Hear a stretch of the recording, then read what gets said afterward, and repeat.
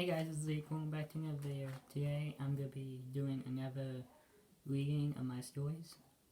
It will be The Adventures of Bob Cat, Book 2, Part 2. So let's get into it.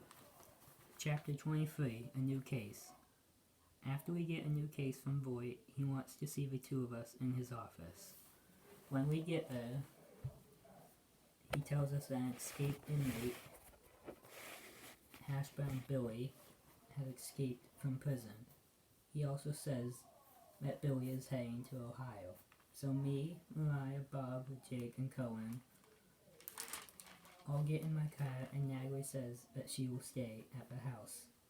We then drive down the road and then find a hotel to spend the night. In the morning we decide to go sightseeing. So we go to the Indianapolis Motor Speedway to watch a NASCAR race. After we stay there for a few hours, we find a hotel and stay the night. In the morning, we drive down the road until we stop by a farm. Surprisingly, the farm that we stop by is owned by Julie and Angie, my old farm teachers at my school. So we stop to buy some corn. Angie recognizes us, and she goes to get Julia. When they come back, they say hi to us, and we say hi back. They then ask us, "What are you doing here? And who are your friends?" I tell her, me and my police partner, Mariah, are looking for an escaped prisoner named Billy Hashbrown. My friends are Bob the police cat, Jake, and Cohen, who are trained to become police officers. That's great, they say. We then buy a corn and say that we have to continue. We then say goodbye and continue on. After we buy a corn and say goodbye, we head down the road. Chapter 24, Running into an Old Friend. When we arrive in Ohio, we stay at a hotel. After we get unpacked, we decide to go shopping. While we're shopping, we run into my old school friend, Molly. She recognizes me and says hello. We say hi back. Then I notice that Cohen is looking at Molly with a gazing look in his eyes.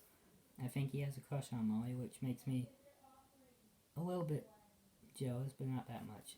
I then pull Mariah aside and ask her, what should I do? Because Cohen has a loving look in his eyes whenever he looks at Molly, and I'm a little jealous because I had feelings for her, and kind of still do have feelings for her. So what should I do?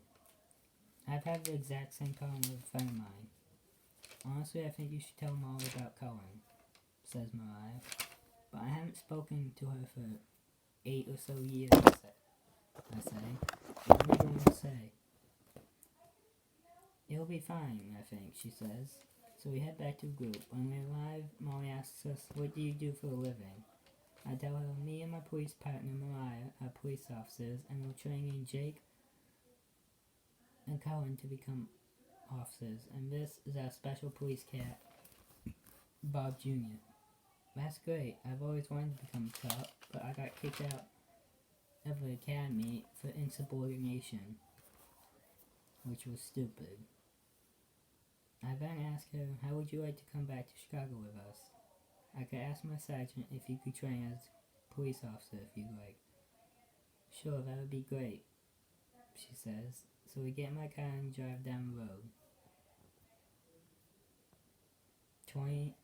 Chapter 25, Catching a Prisoner. While we're driving down the road, I call Voight and ask him if me and Mariah's new squad car is done, and he says it is. And this is a picture of the squad car. Van, what do you call it? I also tell him that we ran into my friend Molly.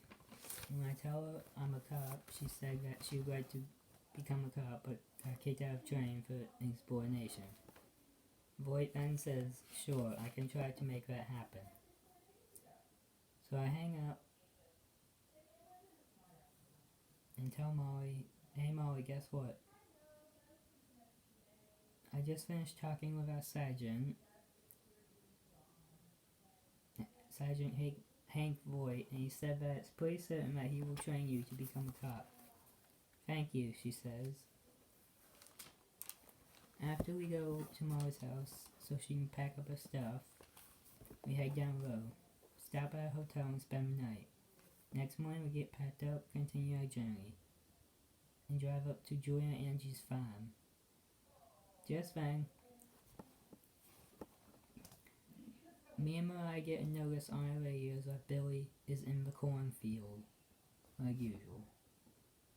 So me, Mariah, and Bob go into the field. When we get in, we hear his voice. After half an hour of searching, we finally corner him against some corn, so he just gives up and lets us arrest him. Then say goodbye and drive back to Chicago. Chapter 26, Falling in Love. Once we arrive back in Chicago, we head straight to the district. When we get there, 2 officers come to escort Billy from our custody. Then we walk to Voight's office and knock on the door. He then tells us to come in. When we walk in, I introduce Molly to Chief Voight. While I do that, Mariah calls Natalie to tell her that we're back in Chicago. After we're done, we drive to my house. I ask Molly if she would like to stay for us for a while, and she says sure. When we get there, I introduce her to my cousin Natalie. After we unpack, me, Mariah, Colin, Jake, and Molly, and Bob Jr. go see me and Mariah's new medicinal police car, Squad 4. This is what it looks like.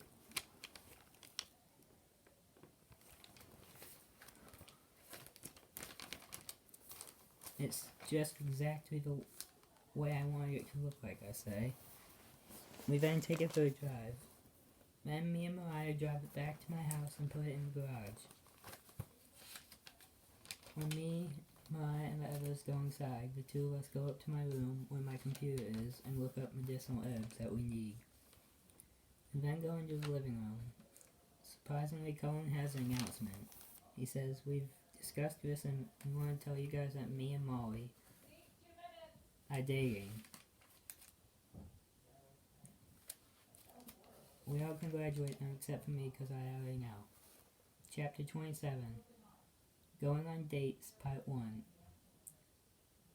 After I pull Mariah and tell her, in case I haven't told you yet, but I used to have feelings for Molly and somewhat still do, but now I have feelings for another person. So what should I do now that we're dating? I think you should try to talk with Molly as soon as possible. Just when Colin suggests that we should go out to dinner, we all say okay. So we all go out to eat. And then I see Colin and Molly kissing each other. Just then, out of ignorance and stupidity, I say, "I can't take it anymore. Molly, I need to speak with you in private now." So we go speak in private. I then tell her, "You don't know Colin as much as you think you do. He's told me everything about him, good and bad," she says. "I'm just warning you," I say. Then we head back to the table. When we're finished, we pay and all head back to my house and go to sleep. Next morning, we get up and head to the district to do some police training. After that, Colin, Molly, and Jake stay at the district while me and Mariah get a call of a break-in at 156 Main Street. So we make sure we have everything and then take our new squad car.